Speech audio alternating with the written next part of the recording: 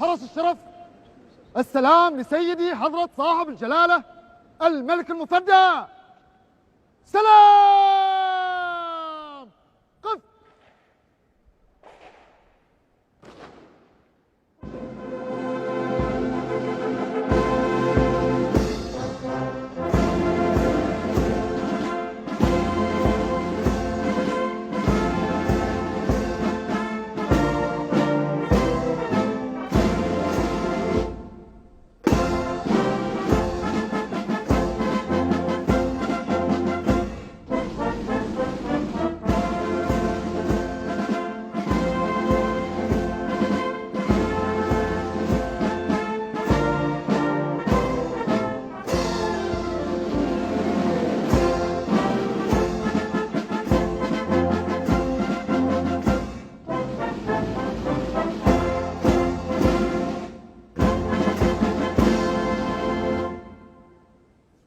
حرس الشرف، كتفا. سلاح.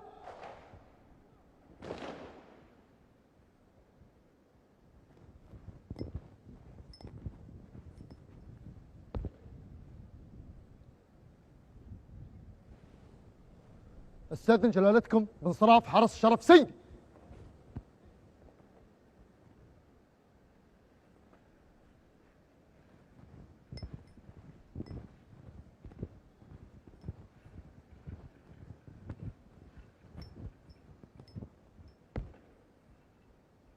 حرس الشرف يتقدم بهيئة الاستعراض بنظام الفصائل. معتدل. سر.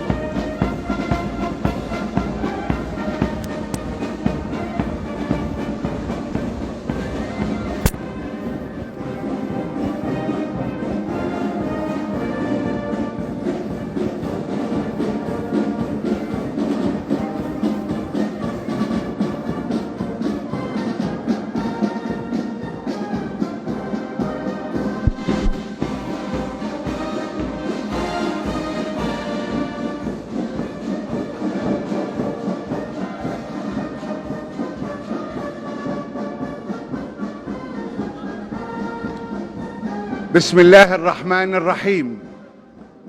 سيدي حضرة صاحب الجلالة الملك حمد بن عيسى آل خليفة والسادة، السلام عليكم ورحمة الله تعالى وبركاته، وكل عام وأنتم بخير، والبحرين في عزة ورفعة وتقدم في ظل قيادة مليكنا المفدى حفظه الله ورعاه.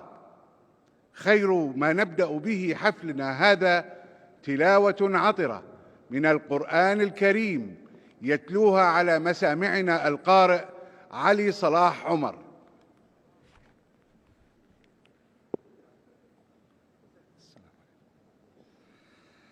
أعوذ بالله من الشيطان الرجيم.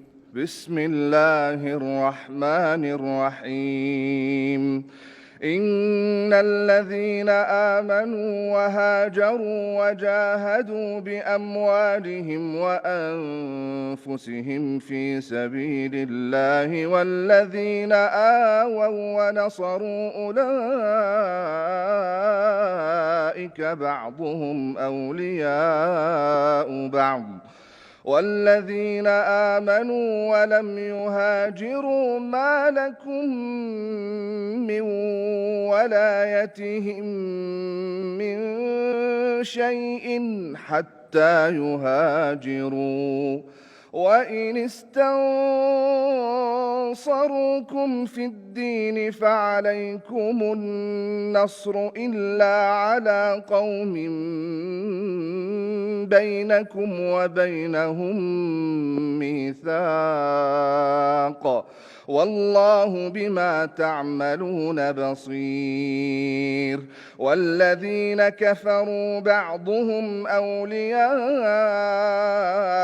بعض إلا تفعلوه تكن فتنة في الأرض وفساد كبير. والذين آمنوا وهاجروا وجاهدوا في سبيل الله والذين آووا ونصروا أولئك هم المؤمنون حقا، لهم مغفرة ورزق كريم. والذين آمنوا من بعد وهاجروا وجاهدوا معكم فأولئك منكم، وأولو الأرحام بعضهم أولى ببعض في كتاب الله، إن الله بكل شيء عليم. صدق الله العظيم.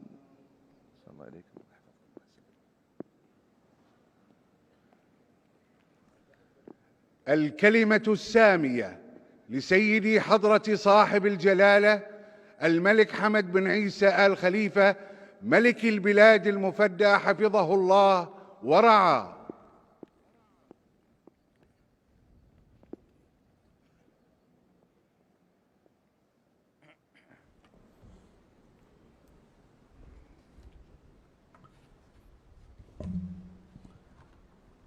بسم الله الرحمن الرحيم.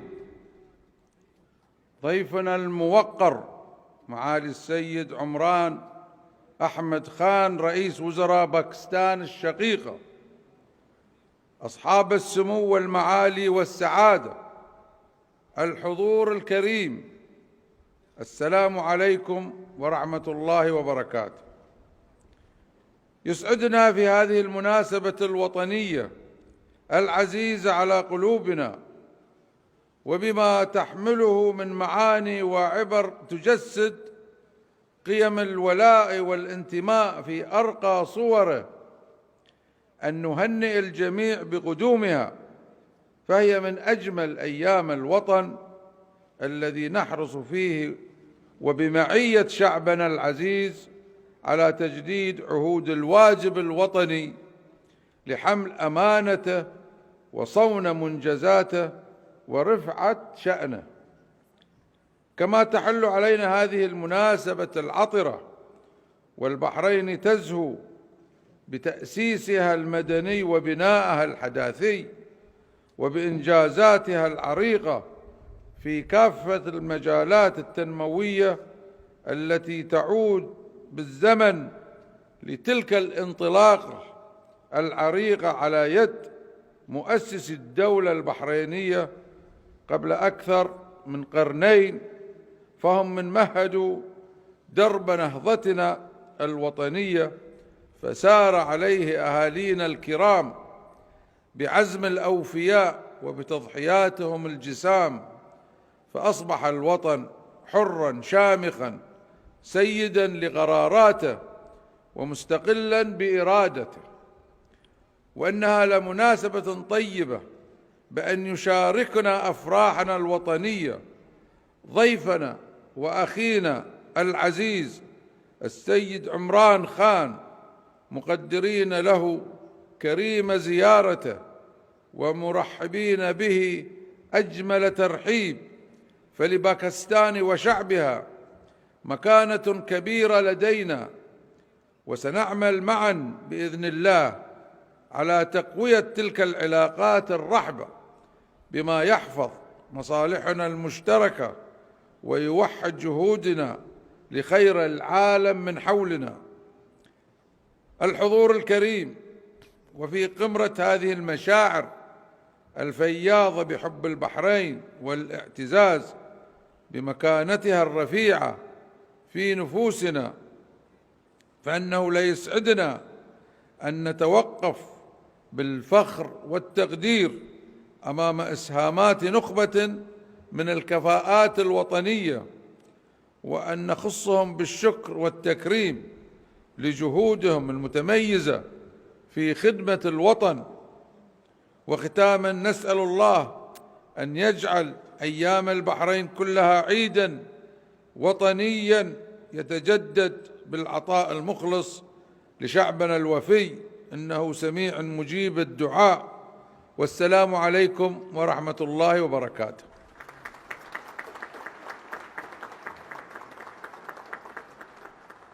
مشكورين.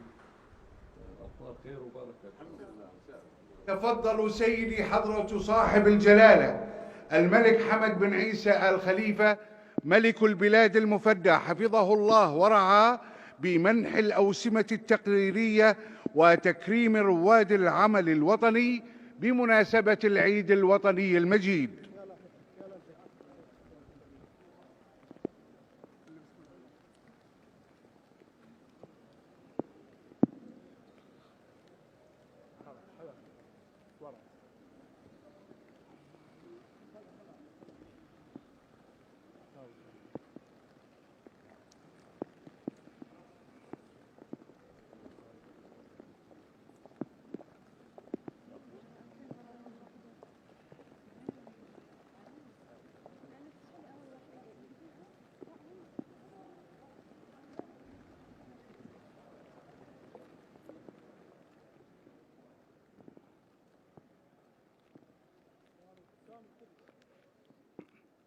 العميد الركن محمد عبد اللطيف فهد بن جلال قوة دفاع البحرين الاتحاد العسكري الرياضي وسام الكفاءة من الدرجة الأولى.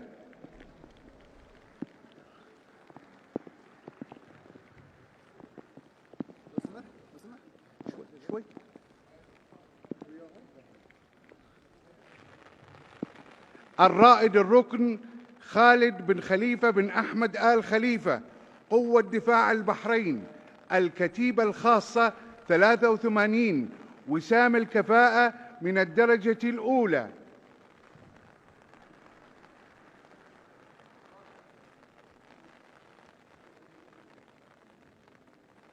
الوكيل أول محمد عبد الله إسماعيل حكيم قوة دفاع البحرين سلاح الجو الملكي البحريني وسام الكفاءة من الدرجة الثانية.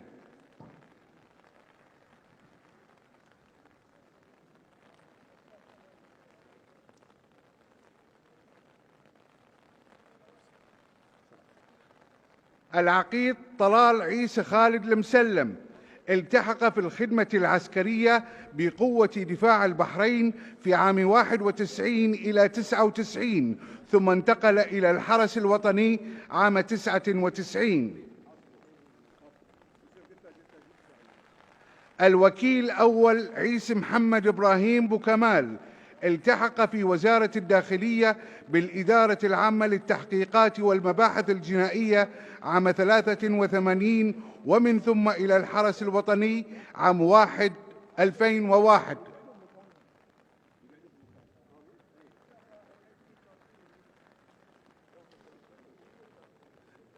العميد حمد بن محمد آل خليفة وزارة الداخلية وسام الكفاءة من الدرجة الأولى.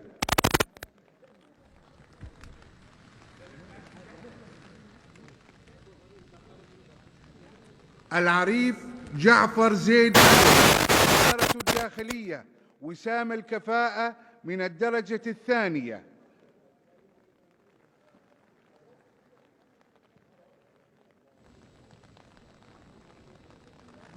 سعادة السفير صلاح علي حسن المالكي سفير مملكة البحرين لدى الكويت.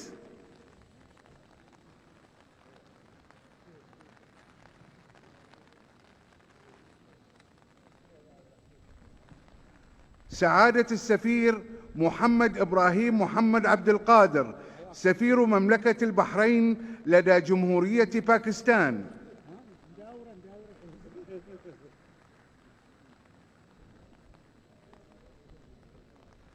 الشيخ محمد بن خليفة بن عبد الله آل خليفة المدير العام للتسجيل العقاري وسام العمل الوطني من الدرجة الأولى.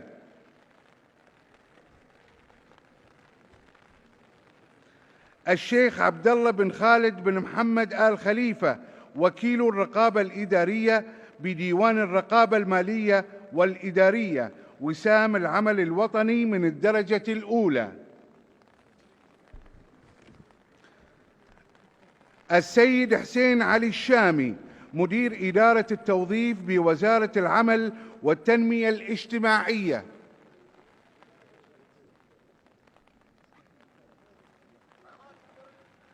المهندسة منى سيد علي الهاشمي نائب الرئيس التنفيذي لمجموعة بتلكو حاصلة على المركز العاشر في مؤشر أقوى 10 سيدات أعمال عربيات وسام العمل الوطني من الدرجة الأولى. السيد محمد عبد الله آل الشيخ مدير إدارة السادة القضاة وسام العمل الوطني من الدرجة الأولى.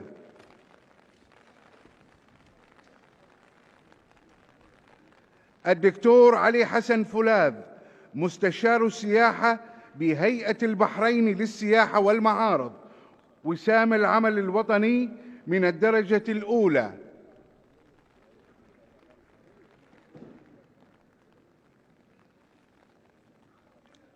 السيد عبد الرحمن جاسم فخرو مدير إدارة شؤون النواب من عام 1992 ميلادية وسام العمل الوطني من الدرجة الأولى. الدكتور خالد محمد عبد الله تقي المدير العام لبنك الإسكان وسام العمل الوطني من الدرجة الأولى. الدكتور محمد علي بهزاد الأمين العام لمجلس المناقصات والمزايدات وسام العمل الوطني من الدرجة الأولى.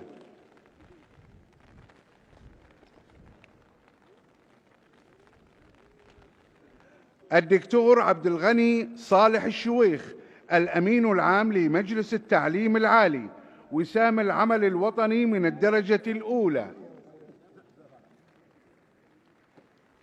الآنسة ناني محمد بطي القائم بأعمال مدير نظم المعلومات عملت في القطاعين الخاص والعام وسام العمل الوطني من الدرجة الأولى. السيد سامي محمد حميد القائم بأعمال الوكيل المساعد للعلاقات المالية والتعاون بشؤون الجمارك بوزارة المالية وزارة العمل وسام العمل الوطني من الدرجة الأولى.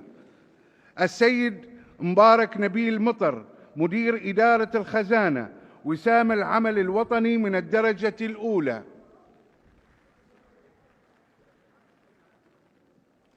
الدكتورة أشواق علي حساني استشارية العلاج الطبيعي بمجمع السلمانية الطبي بوزارة الصحة وسام العمل الوطني من الدرجة الأولى. الدكتورة إيمان أحمد عبد الله حاجي رئيس قسم الصحة المدرسية بوزارة الصحة وسام العمل الوطني من الدرجة الأولى.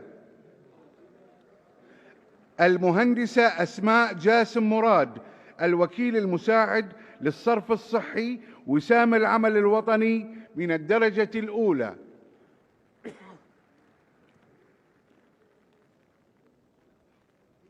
السيد يونس سلمان حسن مدير إدارة الإذاعة بوزارة شؤون الإعلام وسام العمل الوطني من الدرجة الأولى.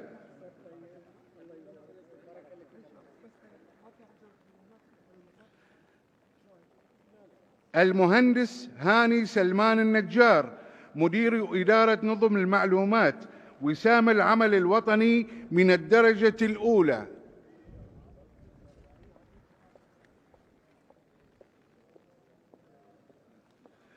الأستاذ محمد عبد الرحيم بوشيري الوكيل المساعد لشؤون المحاكم والتوثيق وسام العمل من الدرجة الأولى.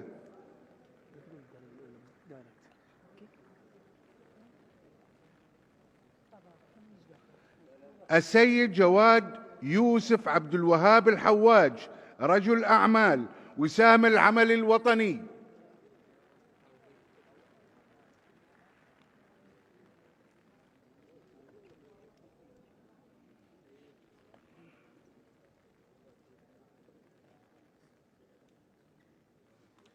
السيد يوسف عيسى أحمد بوبشيت الوكيل المساعد للملاحة البحرية وسام العمل الوطني.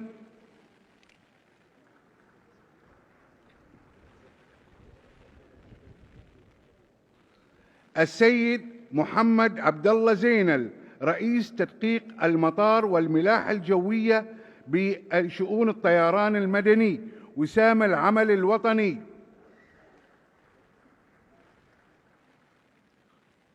السيد توفيق شرف العلوي ينوب عنه ابنه خالد توفيق العلوي مدير عام نادي راشد للفروسية وسباق الخيل وسام العمل الوطني.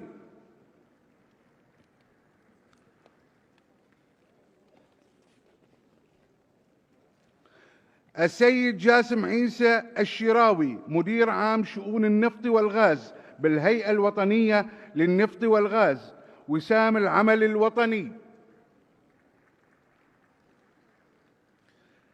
الدكتور عبد الله غلوم البستقي مدير عام عمليات الحقل بشركة تطوير البترول وسام العمل الوطني.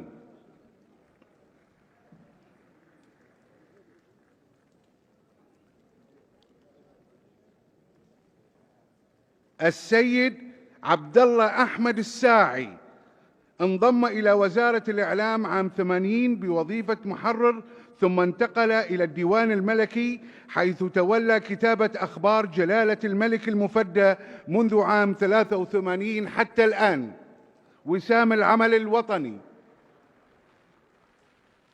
السيد مالكوم أندرو جيمس داف عضو مجلس إدارة البحرين وسام العمل الوطني.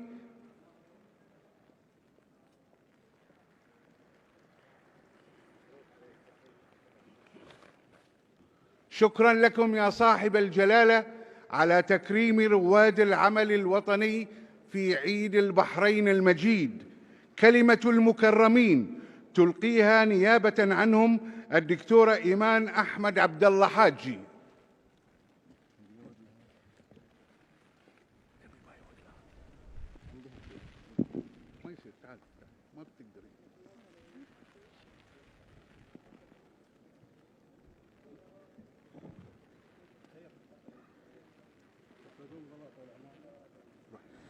بسم الله الرحمن الرحيم. سيدي حضرة صاحب الجلالة الملك حمد بن عيسى آل خليفة ملك البلاد المفدى حفظكم الله ورعاكم، صاحب السمو الملكي الأمير سلمان بن حمد آل خليفة ولي العهد نائب القائد الأعلى النائب الأول لرئيس مجلس الوزراء، صاحب المعالي دولة السيد عمران خان رئيس وزراء جمهورية باكستان الإسلامية، أصحاب السمو والمعالي والسعادة، السادة الحضور الكرام، السلام عليكم ورحمة الله وبركاته. سيدي صاحب الجلالة، إنه لمن دواعي الفخر والاعتزاز أن نتشرف بالوقوف بين يدي جلالتكم في هذا اليوم المجيد، يوم ذكرى العيد الوطني لمملكة البحرين والذكرى 20 لتولي جلالتكم مقاليد الحكم. لحظة من أعز لحظات حياتنا وحياة الوطن، فلقاء جلالتكم تكريم، وتكريمكم شرف عظيم يتطلع إليه جميع أبناء هذا الوطن، وثقتكم الغالية أمانة في أعناقنا لبذل المزيد من أجل مملكة البحرين. سيدي صاحب الجلالة، إن عهدكم الميمون حافل بالإنجازات العظيمة، وأن ما سنيتموه من عادة تكريم أبناء الوطن المتميزين في كل عام لهو نبراس يقتدي به الجميع، ودافع لأبناء الوطن لمواصلة مسيرة التنمية والتميز لنيل شرف الحصول على هذا التكريم. إن عناية جلالتكم الكريمة بهذه الكوكبة من أبناء الوطن من عسكريين ومدنيين ورعايتهم ودعمهم لهي الدافع الحقيقي خلف ما نراه اليوم من إنجازات ونجاحات غير مسبوقة في مختلف المجالات العلمية والعملية والرياضية، وعلى كافة المستويات المحلية والإقليمية والدولية، ذلك لتحقيق نظرتكم الثاقبة لحاضر ومستقبل هذا الوطن، وجني ثمار غرسكم المبارك الذي رسختم فيه روح العطاء والتفاني لخدمة الوطن. مليكنا المفدى، تقف كلمات الشكر عاجزة عن وصف مشاعرنا تجاه هذا التكريم العظيم في هذه المناسبة العطرة. ختاماً، أرفع إلى مقام جلالتكم السامي بالأصالة عن نفسي وبالنيابة عن جميع المكرمين أسمى آيات الشكر والتقدير والامتنان، مهنئين جلالتكم بهذه المناسبة الميمونة أعادها الله على جلالتكم سنين عديدة باليمن والبركات. حفظكم الله قائداً وبانياً لنهضة الوطن، وأدامكم ذخراً للبلاد. حفظ الله البحرين بكم وحفظكم للبحرين، والسلام عليكم ورحمة الله وبركاته.